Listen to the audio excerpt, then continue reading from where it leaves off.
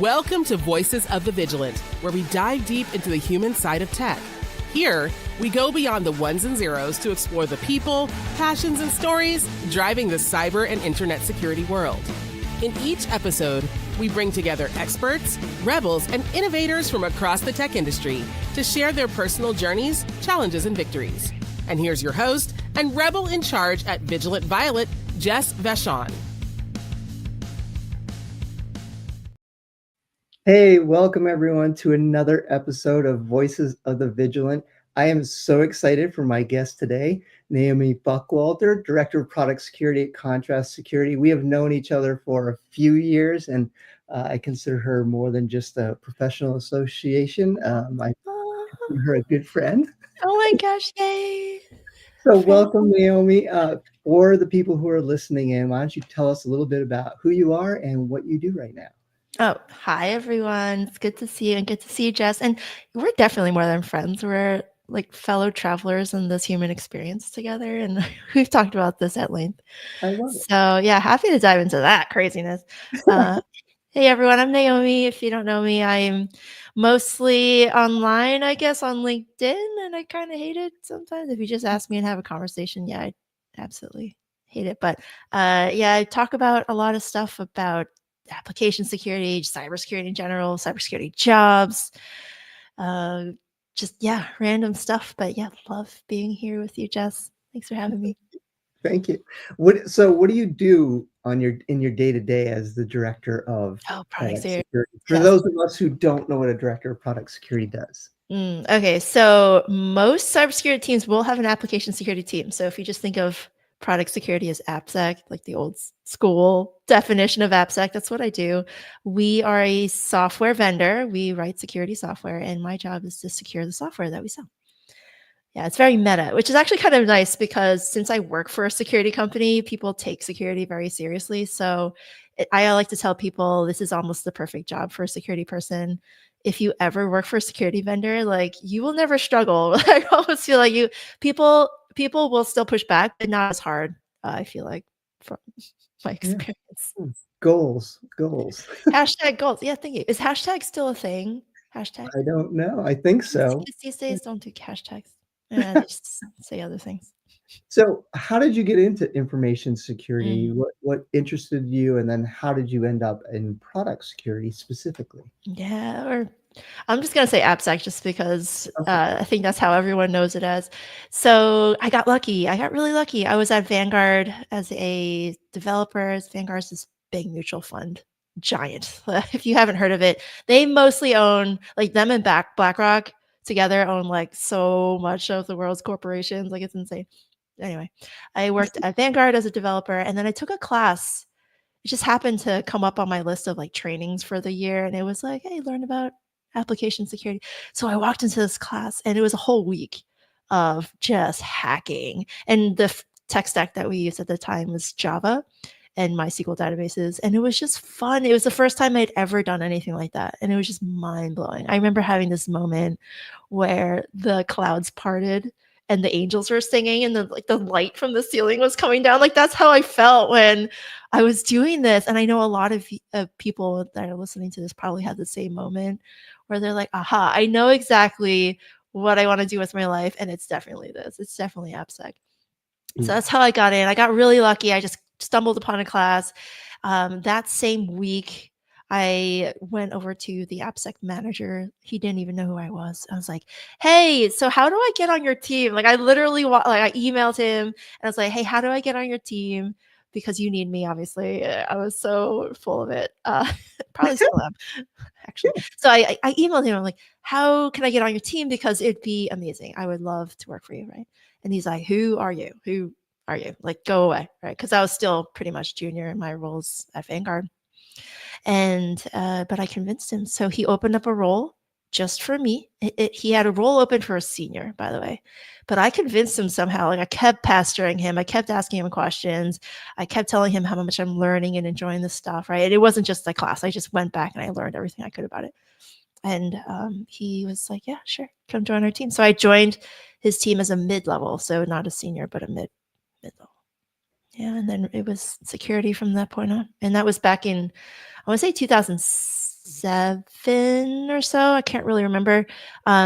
As a developer, I was doing some security stuff anyway. So I want to say like 2006 was when I started doing security, but I think full-time 2007 was my first role. Love it. So a Yeah. couple things you said there that I think are really important. One is you searched out things you might be interested in, right? Mm-hmm. Found that one thing that you really were good at, that you really loved. I think that's an important lesson for people who are newer to cybersecurity, in that you may get into the field and you may be doing something that you're just not in love with.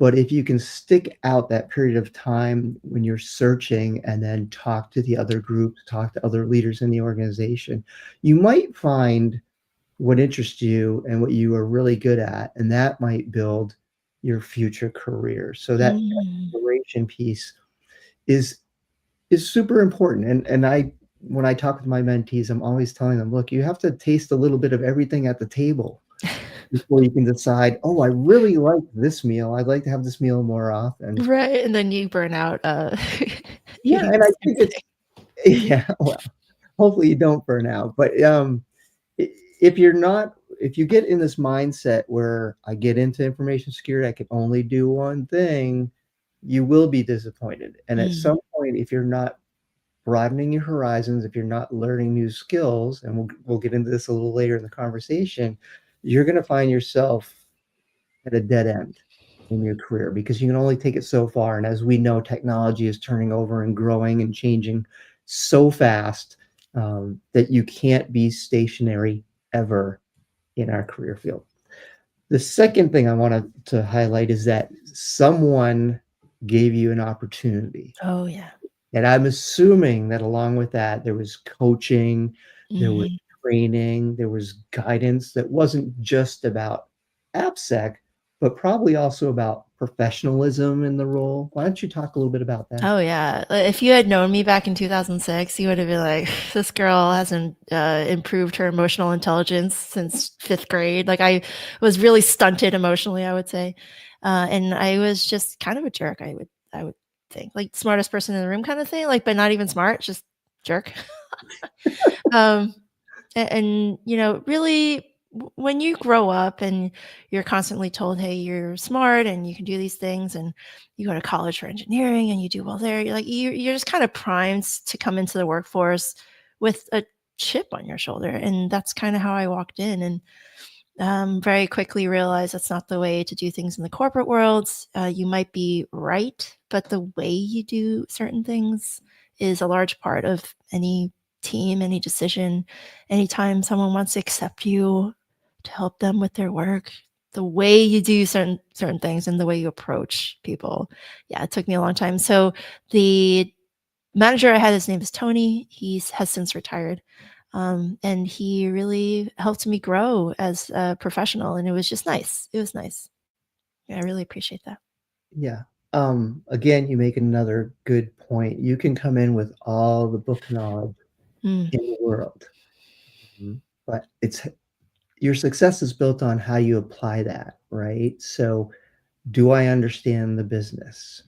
Do I understand that information security is a supporter of the business? And with rare circumstances, such as being in product security or um, AppSec for an AppSec company, um, you are not going to be the central focus of everything Yeah. going on, and we have to learn to bend in our rules or our attitudes to be successful in moving the program forward Mhm. in support of the business. And it sounds like you learned some of those lessons Oh, early yeah, on. I learned that pretty hard because at Vanguard, security really is one of the core drivers of the business. So we had a seat at the table. I didn't know anything else. That was the way I grew up in IT. I had 12 years of Vanguard, very mature IT practices, very mature AppSec practices. And I was exposed to so many wonderful people in the industry. The founder of OWASP, we worked alongside each other. Like, there was so much that I just took for granted. And so by the time I left Vanguard, I didn't know any different. So that was the way I approached things, was you listen to security. There is no ifs, ands, or buts about it. We come to the table, we tell you what to do, and then you say yes. That was it. And so it was a shock when I walked into my first meeting and they're like, yeah, we're just optional here. You guys are just here as a service. I'm like, what? And I would say that probably set me back a few years because I didn't understand the purpose of security, which is a service for the business. Yeah. Yeah, absolutely. Yeah. So beyond your J job, and I think we spoke briefly before we went live, you have interest in mentoring others. And I will just let everyone know that you were a mentor to me for a Oh. short period of time, Mm. in a program that I was accepted into, which was great. That's really how we got to know each other. I had been following you for years before that, but it was incredible to be able to talk with you and get your wisdom and see the scenarios that you brought forward. I know you work with other people. I know you're dedicated to the success of others through your Cybersecurity Gatebreakers Foundation. Talk about that passion you have for helping others and talk about the foundation and, kind of where you're at now at this point in your career and with what you're seeing out in the workforce. Yeah, happy to. Helping other people, that's always a good thing. So I think it was during COVID where I just had some time to think and I set up on my LinkedIn, hey, I'd love to talk to people. If you have any questions, I'm taking on some mentees, whatever it is. I have some time to talk. And I think I spent like a whole week straight. I blocked off my calendar for like hours at a time just to talk to people. And that's where I realized people are really struggling to break into cybersecurity. And at that point in my career, I thought it was just as easy as it was for me. I just asked for a job. And it's really cringe now that I think about it, to even have the entitlement, the way to be like, yeah, I deserve this job. Why not? That would not even fly. I would be laughed out of the room. Not even my resume would just be thrown into the trash, honestly. But that's how I just assumed everyone else was going through. And so when I talk to folks and they're telling me their experience of how difficult it was, I'm like, wait a second, that's just really unfair. And looking back, I'm like, yeah, I think that was a good thing. So we started Cybersecurity Gatebreakers in 2022. And yeah, it's been a wild ride since then. We're an education nonprofit, just so you know, we don't have any money. We're super poor. But we go around, we share the good news of like, yes, it's okay to hire entry level folks, and this is how you do it, and these are the benefits, and here's the questions you want to ask in interviews, and kind of basic guidelines that a lot of hiring managers don't have. But I will say now that in 2025 is the game-changing thing now is AI. So we're now trying to find a little bit of a pivot. It's like where does AI fit into this whole thing? And we talked about this right before we started, Jess, is cybersecurity is really becoming commoditized. The entry is so much lower now with AI. AI can help with learning. And I love that. I love that for us. I love that for us. And now the cybersecurity gatebreakers are trying to figure out how does that work with the rubrics that we generate and the questions for the interviews and the take-home projects, if there are any still, like we're still kind of just debating it. And yeah, that's where we are right now. It's like, how does AI change all this? So, and obviously, or it's obvious to me, but hopefully it's obvious to those that are listening as well. You are not afraid to challenge the cybersecurity norms. Recently, within the last week or so, you have posted a few times about how AI is going to change employment for us, how it's going to change cybersecurity, and how it's going to benefit us, along with some challenges that it will bring. Let's just open the floor up Let's here. do I mean, I would love to know your thoughts too. I don't want to be the only one. Yeah, well, I will tell you that I agree with a lot of what you have said.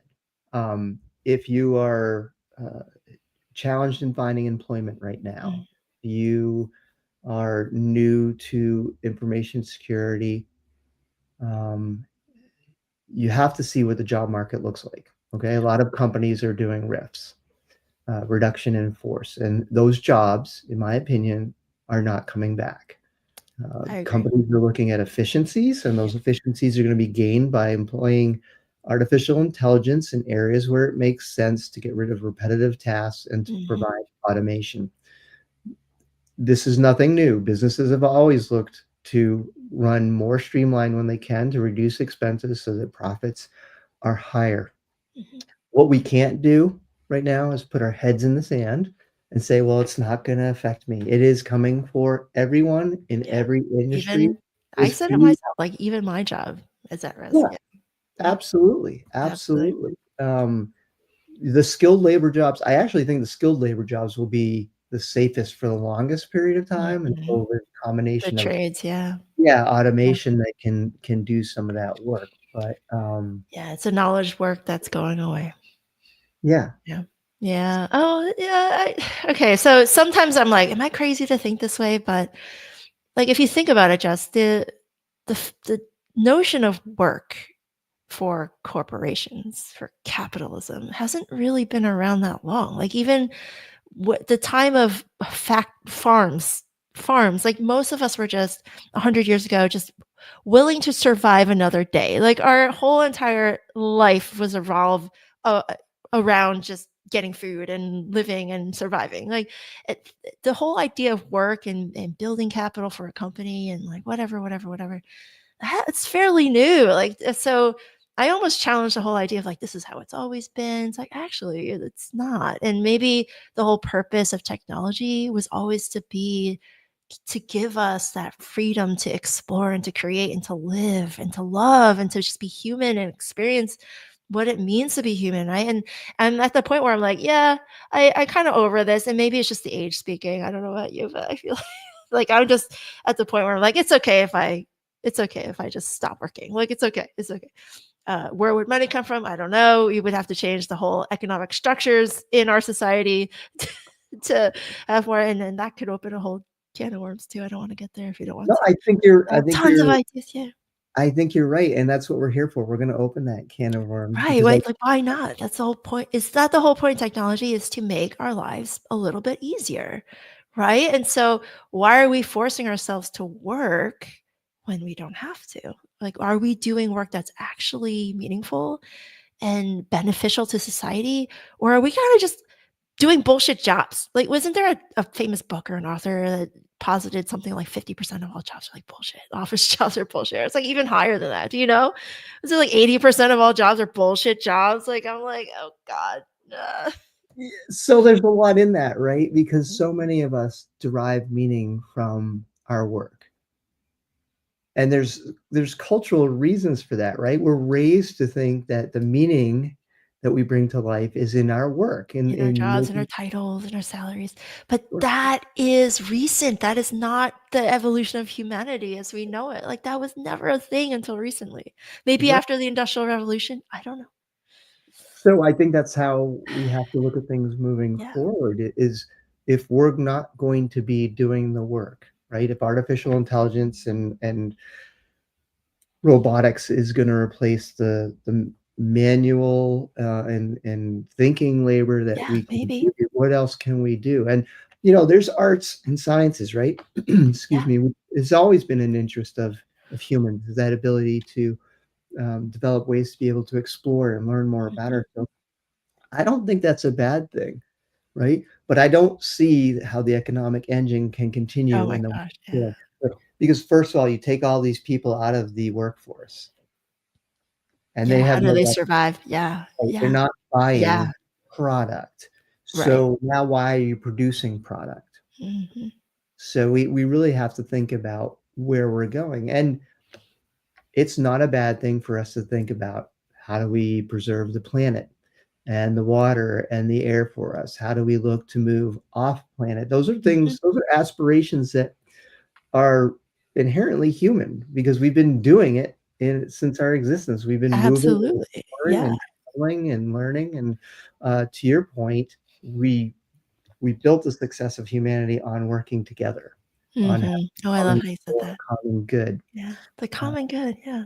And and think about the massive waste and talent that we are spending every day, their 9 to 5s in yeah, front of a computer screen. Like, what a massive waste of talent. Imagine the stuff we could accomplish if we had a mission statement. Like, what is the purpose? What is the long-term goal of humanity? What is it? Like, and you ask 10 different people, you get 10 different answers. I'm always curious, like, what do you think? Just like, in your definition, in your opinion. uh, the purpose of humanity, I think, is simply for us to grow and Mm, learn to learn. Yeah. about ourselves, but also about others. We have a mindset that we're all independent, but we're not independent. We're interdependent with each other. I like to use the concept of waves in the ocean, right? If you have one wave, you don't really have an ocean. But if you have hundreds and hundreds of waves, then you have an ocean, and it's a powerful entity because it's got all that motion and all that power moving through it.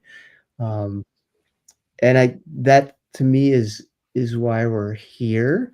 Now, whether this is reality as most perceive it or not, that's up for That's a whole different conversation. story. As a Buddhist, I could tell you I have all my senses inform me, but they're all external to me, and how I interpret those are the result of electrochemical impulses within the body. So there's a whole bunch of deep thinking that goes along with that. Um, Not to deviate too far from the subject, but these are conversations we need to have. These are the conversations that matter. The conversations about should we have DEI programs? We're past that. Yes, we have that because we care about one another, right? We care about the common good. Yeah. Why do we have laws and regulations? We have those because we agreed on a set of principles to allow us to move beyond um, foraging in the forest, chasing animals for our Yeah. sustenance. For our common good, our Right, common and survival. once we Yeah. came to those agreements, Yeah. we started moving forward rapidly. To your point, a couple thousand years ago, everyone was struggling to survive, and Yeah. now Yeah. there's still people struggling to survive, but it's less so Right. than And it was. that's because we are able to come together as a group of humans with a shared principle of survival and benefits, like helping others. Yeah, I agree. I think deep down we're all good people. You know this, but I was raised Christian, and in the Christian tradition, it's like very common to tell little children, like, "No, you're a sinner." Like, first of all, I think it's a little bit of child abuse, but let's not go there. So, growing up, you're taught that, hey, you're inherently bad. But I think now that I'm thinking about this, people are inherently good, and we more often than not, you'll find more people than not who want to do the right thing, even if no one's looking. And I think if you put that all together in our work, in our daily lives, even our internal self, we want to do what's right. And that is the issue that we need to remember when we talk about things like AI and layoffs and what the purpose of work is. It's like we are inherently good people. What does that mean for everything else? How can we translate that into outside of ourselves? Yeah. So I'm going to pose that question or that scenario back to you. What does it mean to you in the next 5 or 10 years? How are you going to navigate this? Oh yeah. So I didn't spend enough time thinking about that actually. I'm right now in the mode of AI is taking our jobs, but that's okay. Like a part of it's like, I really want a job. I would love a job. And I know AI is coming for my job. I would still love a job, but I could see AI. Like I'm in the middle. It's like, I want AI to take my job. Why am I stuck in chains to a computer when I can be doing something else to benefit humankind, whatever it might be? And now I'm saying my best job I've ever had was teaching other little kids how to swim. And I was a little kid myself. I was probably like 16. But that was my best job because it benefited humanity. And I would even argue a lot of us in cybersecurity have this notion of like cybersecurity does help society, and that's why we do it, not only just for the massive paychecks, but also because it's like interesting and then it helps people. Like it's a trifecta of like amazing jobness. And I want to get back to that where maybe AI has taken over a majority of the knowledge work, and I can do my critical thinking in other ways, which I think humans really need to do. We need to struggle and we need to think about things. And I think that's always going to be a thing. But to do work, meaningless work, that's not what we're here for. So in 5 to 10 years, I'm always like, if I don't have a job, what would I rather do? Well, hopefully our economic structures have changed so we can at least survive at a basic level, whether that is universal basic income or something like social credits where we have incentives to do good work and you get paid by whoever it is, like the AI gods, whoever we've offloaded our critical thinking too in governments. Oh, by the way, did you hear this? I think Kuwait is the first government to be like, yeah, we're going to be run by AI now. Did you hear this? I only They just do. heard it in passing. I was like, I'm not surprised because they've what? been actively investing Yeah, in they're it. okay with offboarding their government decisions to AI. So I'm like, okay, it's happening. So in 5 to 10 years, to answer your question directly, I would still like to work, but I want my work to be directly tied to benefiting humankind. I know that sounds super ideal and naive again, but I think I've come full circle. It's like now that, and if you think about like the richest people in the world, some of them are complete assholes. Like I'm not gonna understand. No But then, argument. but then some of them actually do a huge amount of good work. And so these are the folks that are remembered by history. These are the folks that have left a legacy. I think Warren Buffett just famously said, like, hey, I'm going to give away 99% of my wealth before I die. Like, good on you. That's exactly right. You can't take it with you. What are you going to do? Like, respawn in the lobby with 10 million credits? Like, that doesn't happen. You, for all you gamers out there, you can't take it with you. So I love the fact that we have people thinking about this and they have the ability to think about this because they don't need the money anymore. They're set for life. They're set for 100,000 lives. They're good. Now they can think about what it means to benefit humanity. I think in the future of AI, we will all have that ability. It will be democratized enough where AI will be so cheap to use and everyone will have their own little personal AIs that we are free to do the thinking of benefiting humankind. And I will say, because I think humans are deep down good people, that's not true for everyone. I think some of us are born into psychopathic like neuroses.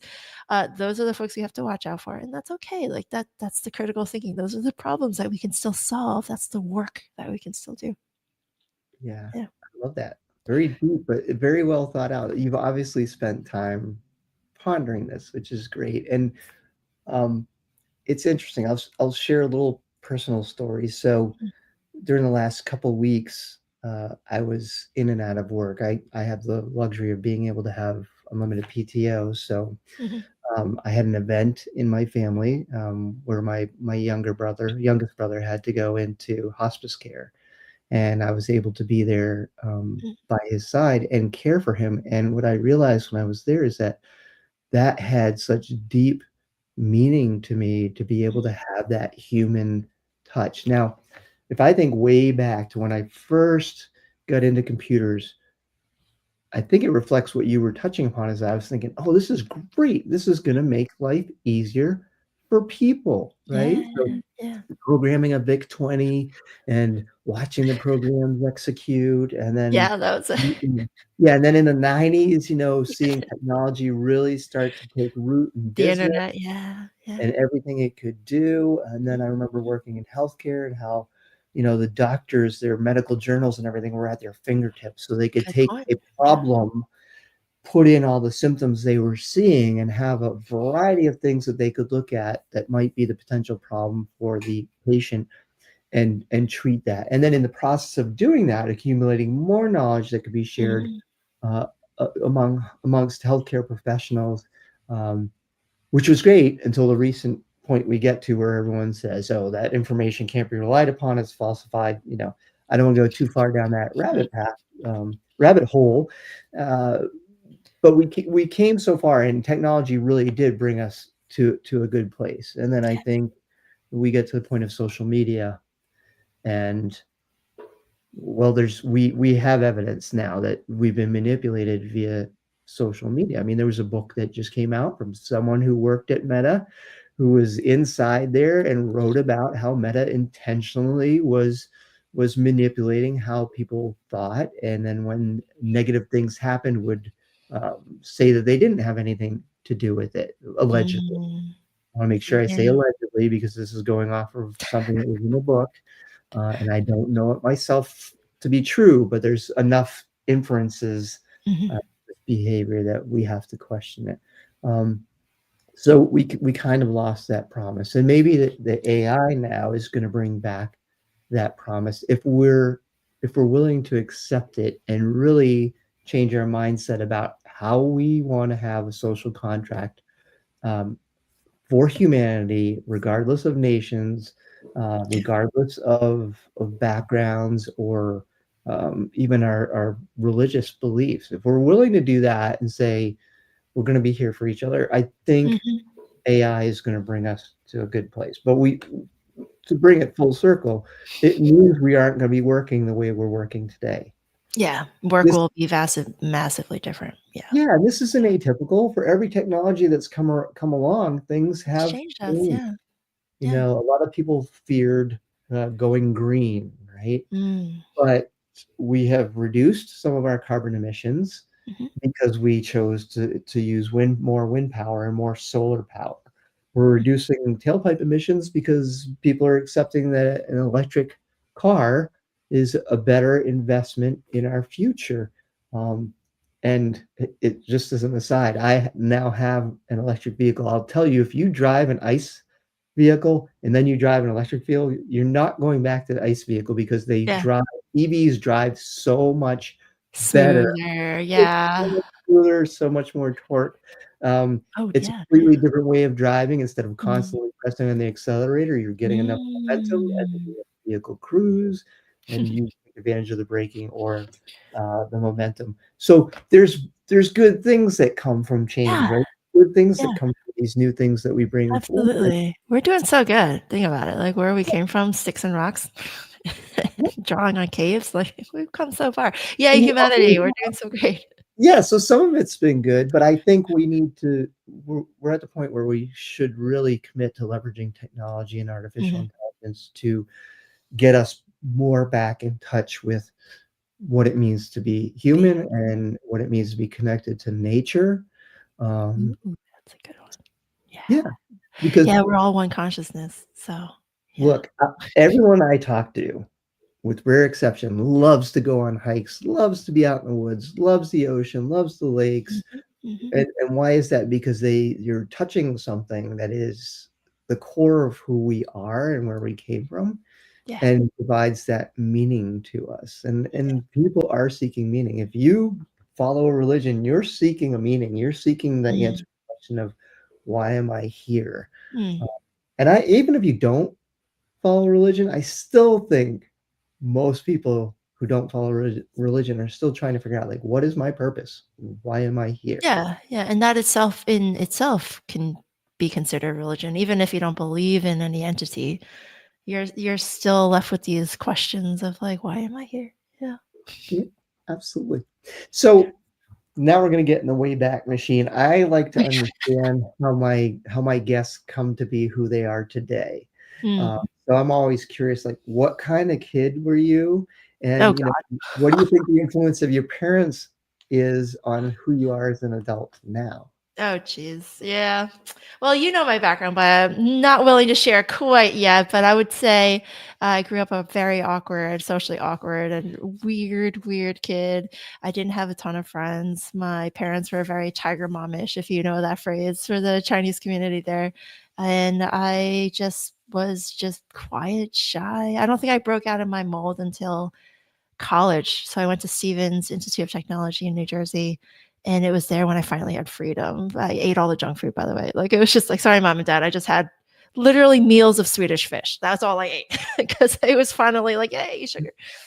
And I finally broke out of my shell because one thing I'm good at is mimicking people. So I can take their mannerisms and copy them and really change who I am. So a downside of that is I've really lost who I am. My personality, I still don't really know who I am. It's kind of sad because I've taken on and copied so many different characters from TV and movies and people that I'm like, oh, I kind of like how they did that and the way they speak, and this is what I'll do. So I'm good at the mimicking thing. So now here I am in my 40s, just not really understanding who I am. But from where I started, I would call myself like a little unmolded shape of clay, like a bunch of blob. Like I was a blob. And from there, I think I'm happy where I am. I don't think I would change anything about my past. And yeah, it's always been a journey, but that's who I was as a kid. Super awkward. Yeah. Still am, I guess. Well, thank you for sharing that. Yeah, yeah.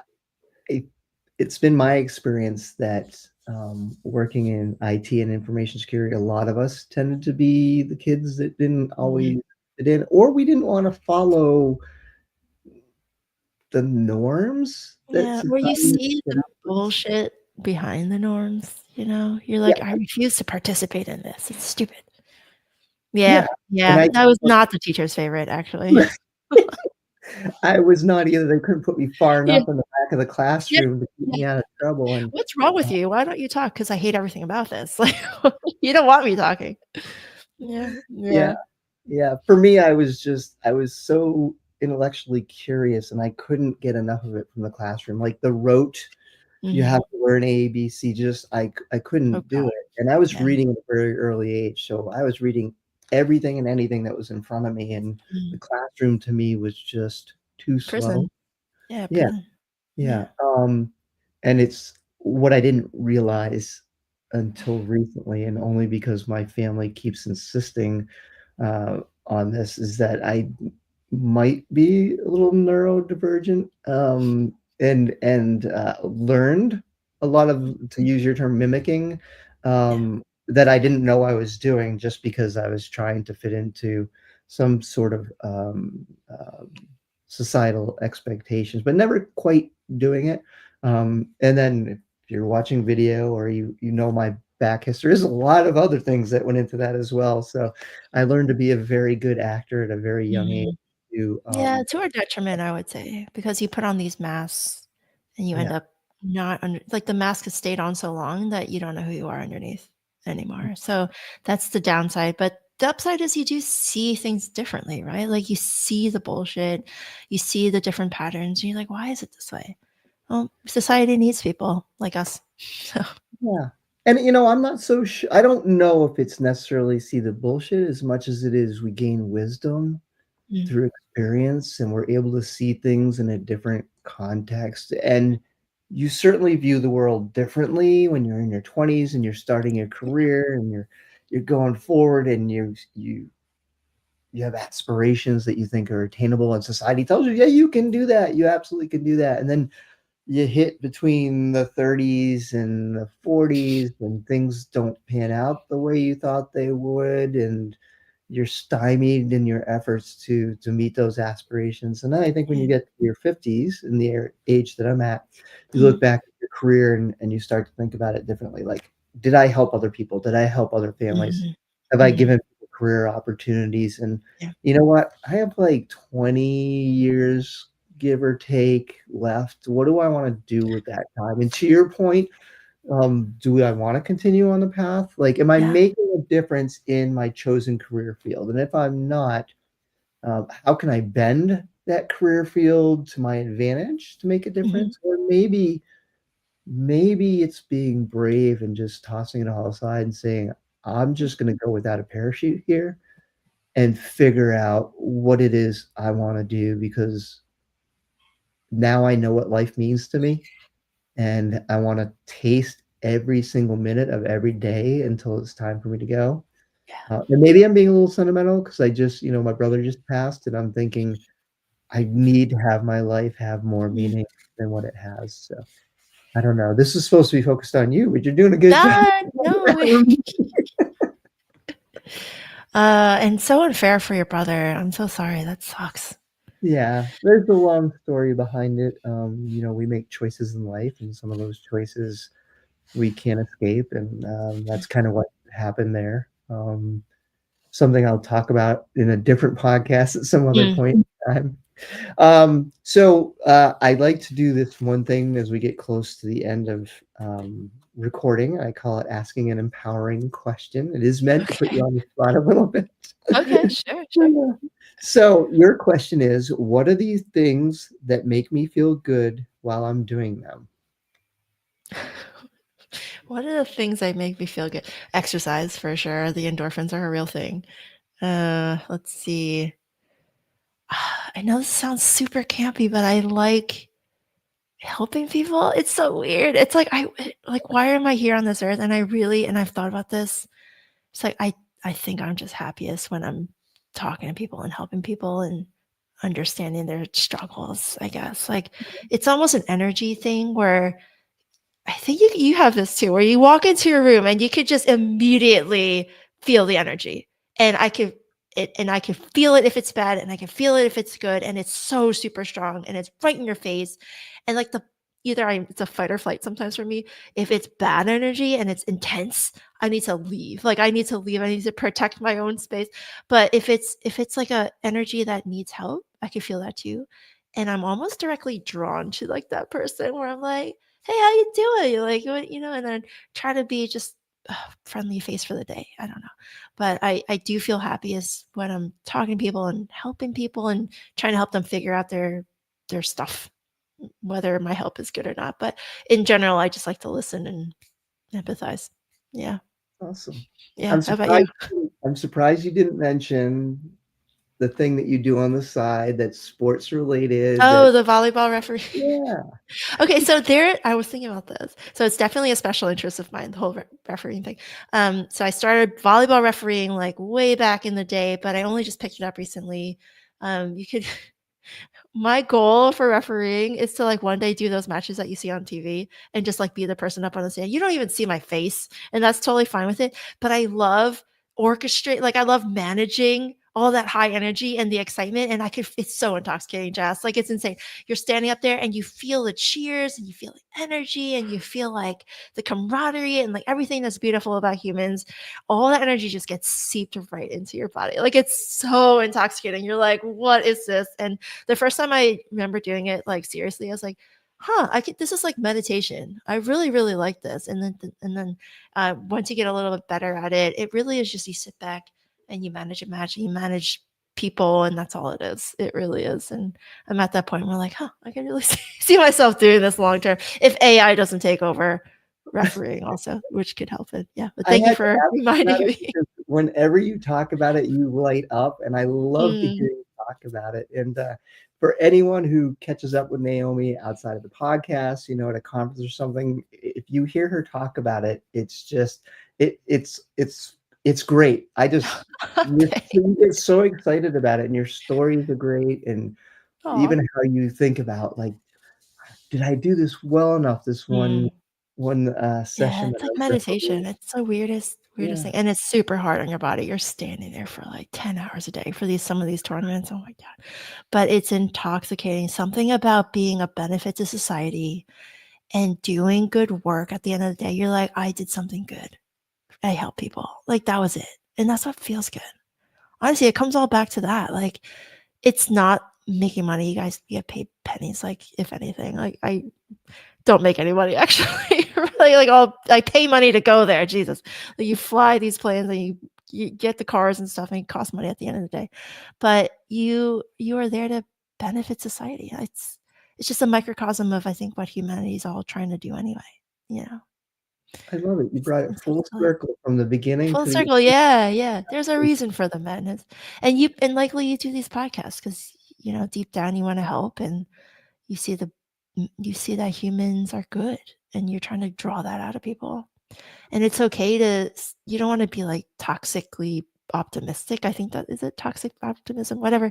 Like you don't want to be blind to the fact that there are problems to the world, but if you take a step back, everything's okay. And just remember that we're good people. And this is kind of like the thing I've been starting to do is like, if you go out and you walk around the street and you see people, like in my head, I like to give them compliments, even though I might not say it's like, oh, I really like their hair. Or like Jess will be like, I really like your hair today. Or like, I like your outfit. It's really cute. Or I'll say it in my head because to me, that's helped see people as good humans, rather than like, oh, they're standing in my way or they're cutting my line or whatever it is. Like something negative about them, I'd rather give them the grace that I want other people to give me. Right. So that's beautiful. That's a great way to end it. Naomi, thank you so much for joining me for this episode of the podcast. Where can people find you? Oh gosh. I guess I'm back on LinkedIn, unfortunately. And for the time being, I'm just going to start ranting on AI and taking over our jobs. It's inevitable, but I want our society to change for the better. So yeah, find me on LinkedIn and connect with me if you'd like. Love to talk to you. Thank you. All right. Thank you to listeners for joining us for another session. Until next time, see ya. Bye. Thank you for listening to this episode of Voices of the Vigilant. If you liked what you heard today, please subscribe and leave a review in your favorite podcast app. For a copy of the transcript, To follow Jess, to apply as a guest of the show, or to learn more about services from Vigilant Violet, please visit vigilantviolet.com. Until next time, stay vigilant.